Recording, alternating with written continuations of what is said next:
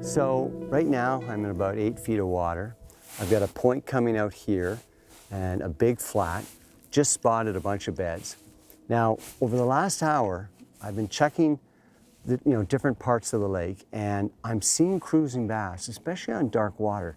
I've been casting different streamers. I've got a nice little Murtich minnow on here. This is a brown and white one. And usually, I absolutely clobber them with it. But all they're doing is following. They're not taking.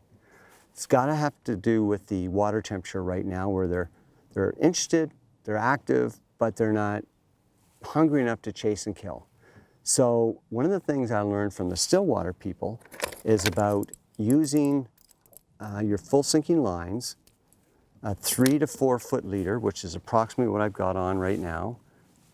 And what to this leader, what I attach is either a dragonfly nymph like this, which is made of deer's hair, which will float.